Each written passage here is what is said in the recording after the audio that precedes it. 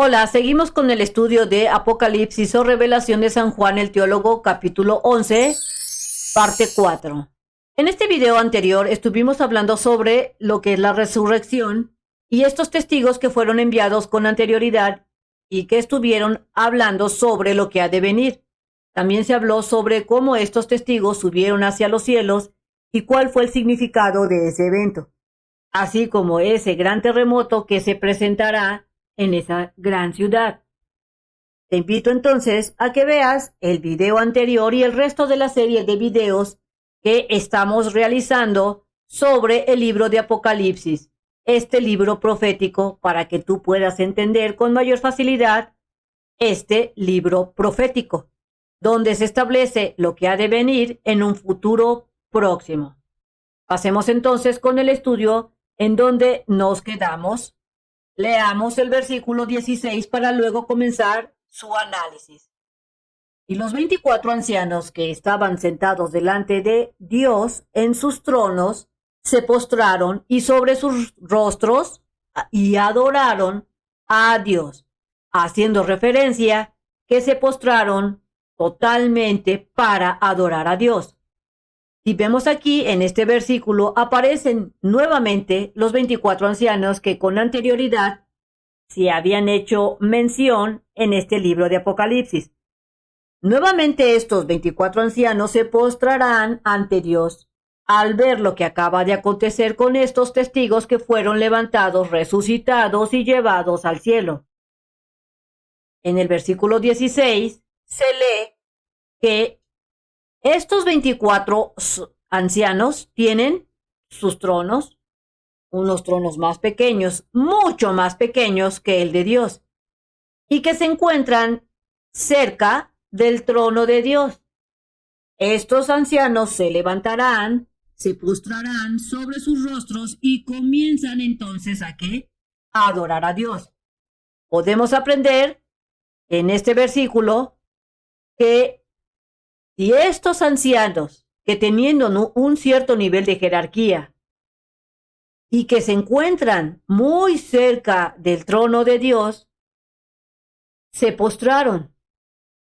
Así es que nosotros como humanos debemos de ser humildes, debemos de adorar a Dios, a Jesús y al Espíritu Santo, porque para eso fuimos creados, para adorar al Padre, al Hijo y al Espíritu Santo, que viene siendo la Santa Trinidad, el gran Dios. Recuerda que Dios en sí está unificado con Dios Padre, Dios Hijo y Dios el Espíritu Santo. Entonces, si estos ancianos con un nivel jerárquico alaban a Dios de manera constante, nosotros debemos de hacer de igual manera, o inclusive más, por todo esto que nos ha dado Dios y toda su inmensa paciencia y amor.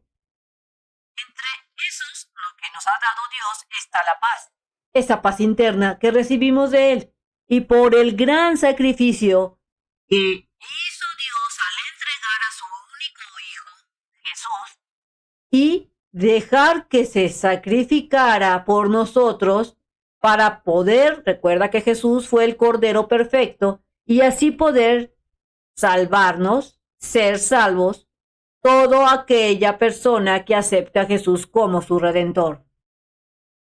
Pasemos entonces al siguiente versículo, el 17, y leamos para comenzar a analizar.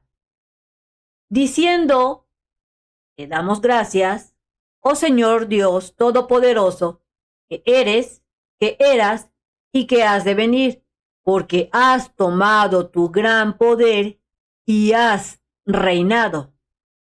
Aquí podemos leer en este versículo la parte que dice que eres, porque Dios siempre ha sido todopoderoso, pero también menciona que eras, haciendo mención que en el pasado también Dios siempre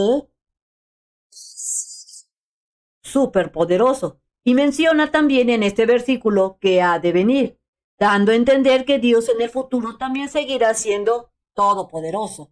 Por lo que vemos que en este versículo 17 Dios está anticipando que regresará. Y este regreso será con poder para tomar su reinado y no se dejará intimidar por el enemigo, por el traicionero del diablo. Aquí surge entonces una incógnita, una pregunta, que sería, ¿Qué tan interesado y preparado tú estás o estamos para que regrese Jesús y ponga orden en este mundo? ¿Estás preparado? Es momento entonces de reflexionar, analizar y pensar esta pregunta. Si tú estás viviendo en obediencia y estás viviendo reflejado con este carácter de reino, con este triunfo que Dios, Jesús, te da, podemos saber, así vamos a estar muy conscientes y sabremos si nuestra vida se está viendo reflejada de acuerdo a lo que Dios quiere. Así es que hay que contestarnos esa pregunta. Podremos saber que Dios está actuando en nuestra vida. Y una de las formas que a Dios le agrada que nosotros nos comportemos es alabando a Dios, alabándole en cada momento y haciendo lo correcto, ayudando al prójimo, entre otras cosas. Si no es así, internamente sabremos, tú sabrás, si hay algo que no está correcto, que no se está haciendo correcto, que no refleja el carácter y la forma que Dios quiere que tengamos esos cambios positivos en nuestra vida. Hay que esforzarse para seguir agradando a Dios en todo momento y Él nos bendecirá. Pero recuerda que Dios, si ve que hay algo mal en nuestra vida, Él nos va a corregir. Si es que tú así lo quieres o si uno así lo quiere, que Dios nos corrija. De lo contrario, si no queremos que nos corrija Dios, Él solamente dejará que tú emplees tu libre albedrío.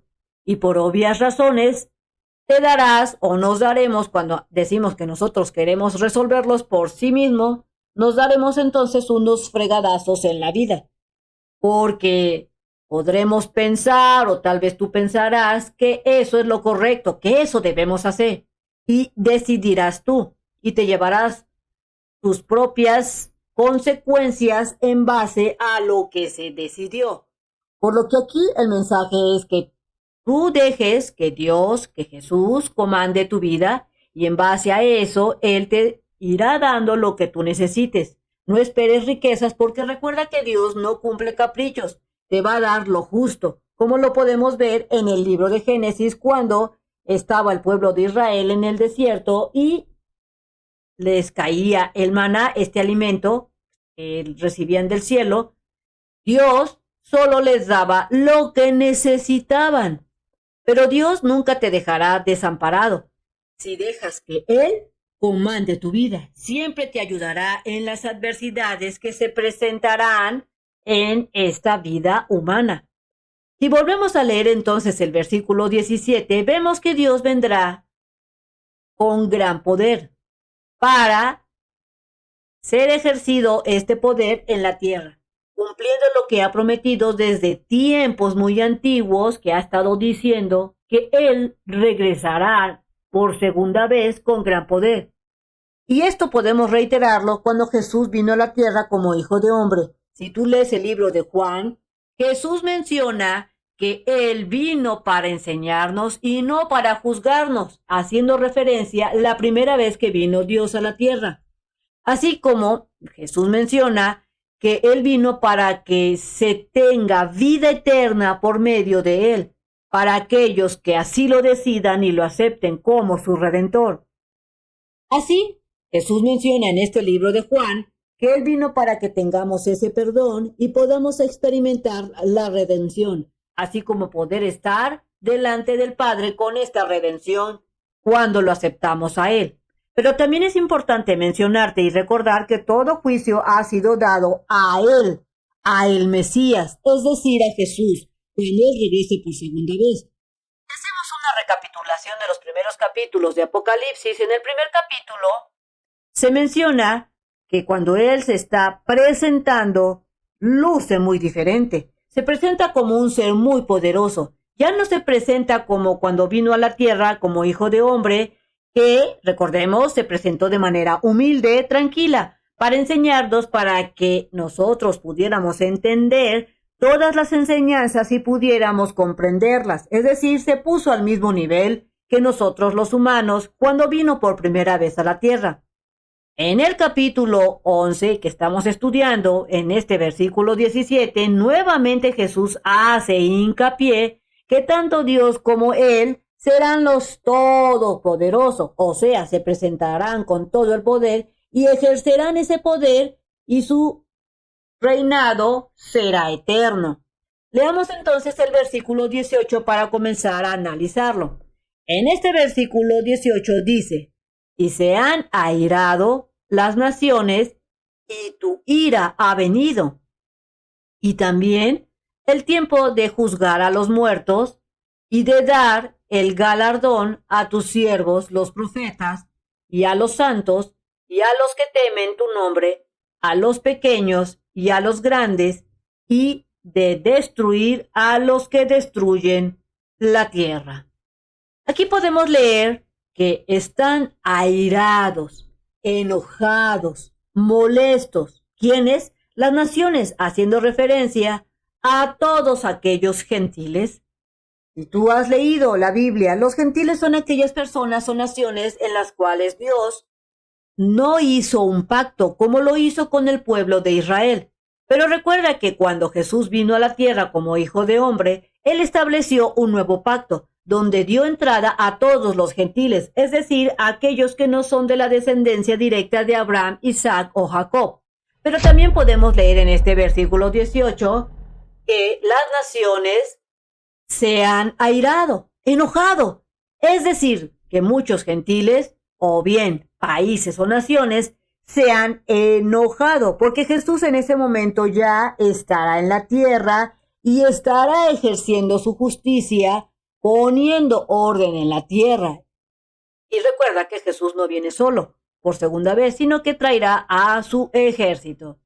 También podemos leer que cuando venga Jesús, Él juzgará tanto a muertos y vivos, y va a premiar, te lo dice en este versículo, a galardonar a todos esos profetas y a los santos, así como aquellos que temen su nombre, pero menciona también que va a destruir y a juzgar a todo aquello que no se postraron y no se portaron como debían, haciendo lo correcto y aceptando a Jesús como su redentor y a Dios como el Dios verdadero y al único Dios. No a estatuas, no a vírgenes, no a santos. Recuerda que esos son ídolos que Dios no soporta, porque no existen, porque no son dioses, son creaciones de los humanos. Pasemos a leer entonces el versículo 19 para analizarlo. En este versículo dice: y el templo de Dios fue abierto en el cielo, y el arca de su convenio fue vista en su templo, y hubo relámpagos, y voces, y truenos, y un terremoto, y granizo grande. En esta parte de la Biblia dice que el templo de Dios fue abierto, pero podemos ver que hace referencia a que fue abierto este santuario interior, porque menciona que el arca de su convenio fue vista, por lo que se puede entender que esta es la parte donde se encuentra el arca de Dios. Y esta, recordemos que el arca de Dios se colocaba en el santuario. Por eso menciono que al abrirse, o que menciona aquí en este versículo, abrirse el templo de Dios, fue abierto, ¿qué cosa? El santuario, para que se viera esta arca que viene siendo el convenio o el pacto que se realizó con la humanidad. Haciendo un recuerdo de que esta arca se presenta por primera vez en el Antiguo Testamento, en el Génesis, donde contenía, recordemos, los 10 mandamientos. Esas tablas que se le fueron dado a Moisés. También esta arca contenía una jarra, que viene siendo la jarra que tenía el maná, y la vara de Aarón. Pero sabemos que esta arca se perdió o Dios la tomó. No se tiene referencia de qué fue lo que pasó exactamente con el arca. Actualmente se entiende que el arca de Dios es aquello santo que se encuentra en las sinagogas. Es algo que está diseñado para que recordemos los lugares celestiales, recordemos el gobierno de Dios. A eso hoy en día se le llama como el arca. eso que se considera como santo. Lo que se ve en esas sinagogas de hoy en día, que se considera como el arca, viene siendo la Torá, es decir, el Antiguo Testamento. Entonces, si tú has leído el Viejo Testamento o la Torá, este gran libro, la Torá, representa juicio, por lo que ahí se menciona. Este libro profético es un juicio que se ha dicho y que nos muestra lo que ha de venir en el futuro. Entonces, al leer este versículo 18, podemos ver que se presentará Jesús a hacer juicio. En el versículo 19, como leemos, se ratifica al mencionar que el templo de Dios fue abierto y fue visto el arca de su convenio, es decir, todo lo que vino diciendo Dios desde el Antiguo Testamento, o bien conocido también como la Torá. Se emitirá el juicio para condenación a aquello que no se portaron y no hicieron el cambio hacia Dios, es decir, aquellas personas que siguieron comportándose de mala manera y siguieron siendo terrenales. Pero también se emitirá ese juicio para salvación a aquellos que sí aceptaron a Dios, a Cristo Jesús como su Salvador y hicieron ese cambio. Por otro lado, podemos leer en este versículo 19 que cuando fue vista el arca de su convenio, también se presentan y se verá relámpagos, voces, truenos y un terremoto y granizo, pero muy grande. Esto se hace semejante a lo que ocurrió en el libro de Génesis, cuando Dios se presenta ante su pueblo ante el monte de Sinaí, que fueron dados a Moisés en ese momento. Recordemos que en ese pasaje bíblico se menciona que también hubo relámpagos, voces, truenos. Vemos entonces que Dios quería un cambio para su pueblo en ese momento, en el monte de Sinaí, así como un cambio para la humanidad.